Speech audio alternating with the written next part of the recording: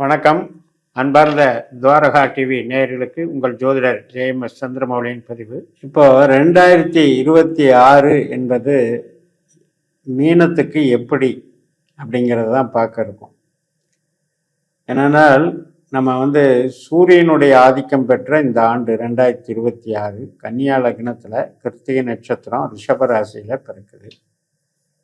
மீனத்தை பொறுத்த வரைக்கும் மீனத்துக்கு குரு பகவான் நம்ம ராசி அதிபதி 4ஆம் இடத்துலையும் 5ஆம் இடத்துலையும் மாறக்கூடிய அமைப்பை பார்க்கிறோம். ஜூன் மாதம் வரைக்கும் மிதுனம், அதற்கு பிறகு கடகம் குரு இருக்கிறது.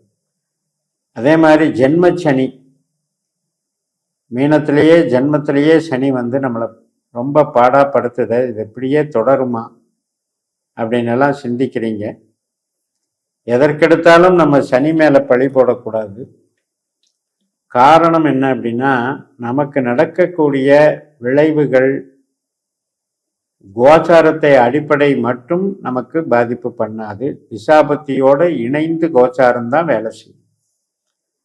இப்போ மீனத்துக்கு நல்ல சிந்தனையையும் நம்முடைய சுய புத்தி, சுய செயல் திறமை, ஆட்டிடியூட், நல்ல ஆர்வம், கலை ஈடுபாடு, ஒரு நல்ல திறமை, படிப்பு, இதையெல்லாம் வளர்க்குறவர் தான் சனி.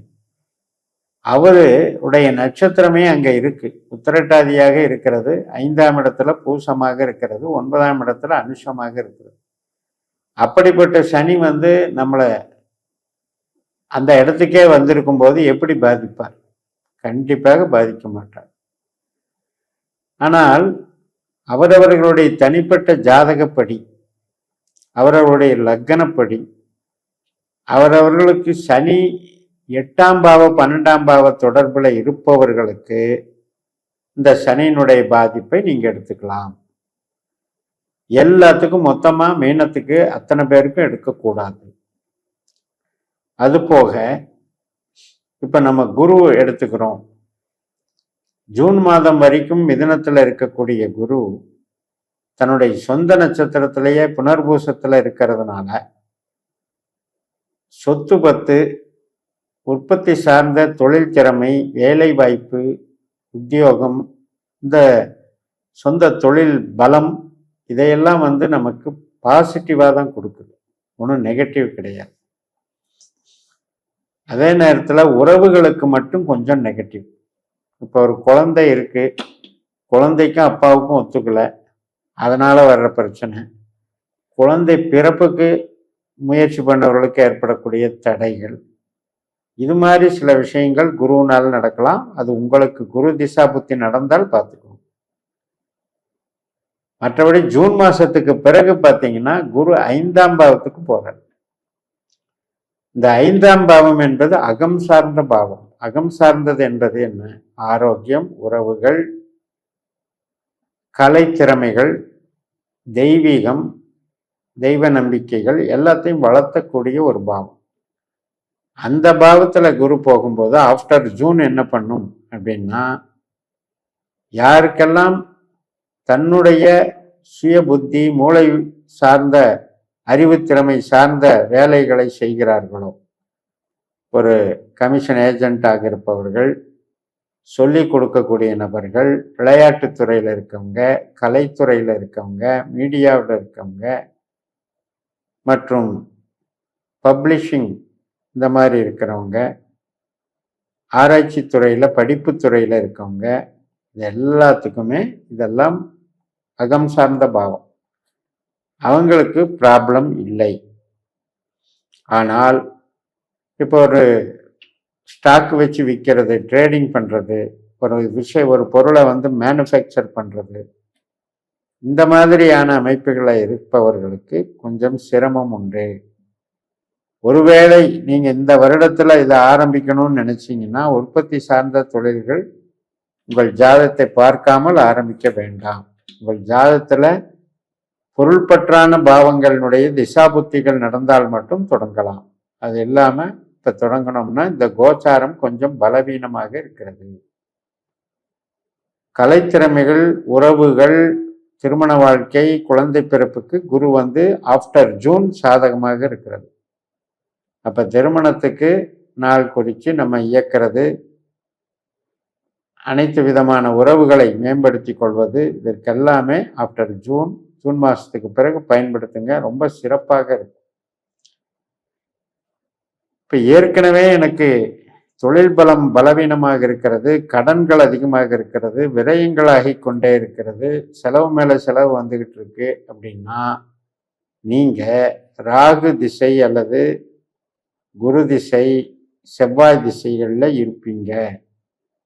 அல்லது இந்த நட்சத்திரத்தில் செவ்வாய் ராகு குருவனுடைய நட்சத்திரத்தில் அமர்ந்த கிரகங்களுடைய திசைகள் நடக்கும். இதுவும் ஒரு கணக்கு.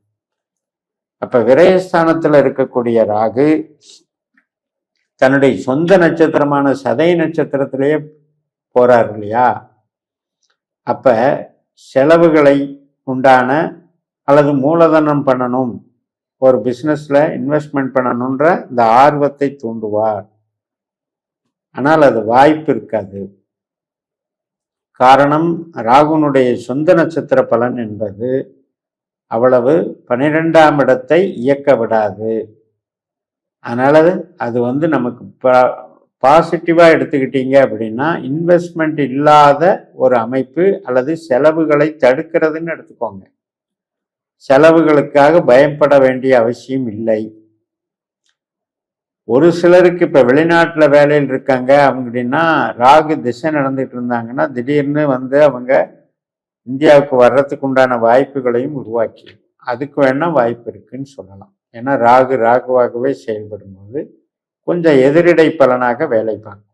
அதே மாதிரி 6ஆம் இடத்துல உழைப்பு ஸ்தானத்துல கேதுவாகவே கேதுனுடைய நட்சத்திரத்திலே போறதுனால அது சில மாற்றங்களை உண்டு பண்ணும். ஆனால் அந்த மாற்றங்கள்னால நமக்கு ஒன்றும் பாதிப்பு இருக்காது.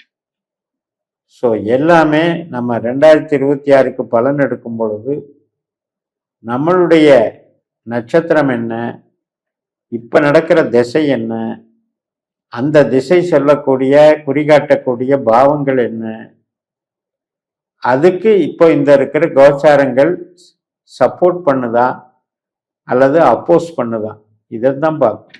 அப்படி பார்த்து பார்க்கும்போது ஜூனுக்கு பிறகு அகம் சார்ந்த நன்மைகள் நடக்கும்.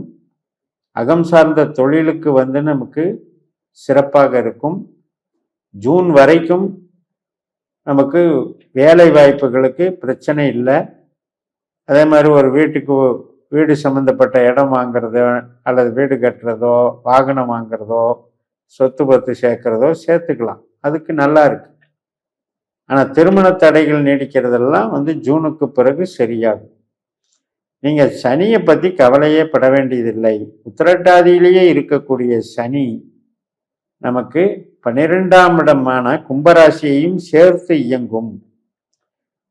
அப்ப ஒரு சுயபலத்துல ஒரு தாமதம் இருக்கும். சனினால என்னன்னா சோம்பலை கொடுப்பவர்னு அர்த்தம், மந்தம்னு அர்த்தம். அதே மாதிரி சுயபலத்தை நம்ம இழக்கிறதுன்னு அர்த்தம். அதை குரு காம்பன்சேட் பண்றார். ஆனாலும் கூட உங்களுக்கு சனி திசா புத்தி நடக்கிறவங்க உங்க ஜாதகத்துல சனி என்ன பாவங்களை இயக்கிற கிரகம்னு பார்த்து அதற்கு தகுந்த வழிபாடுகளை மேற்கொள்ளுங்கள்.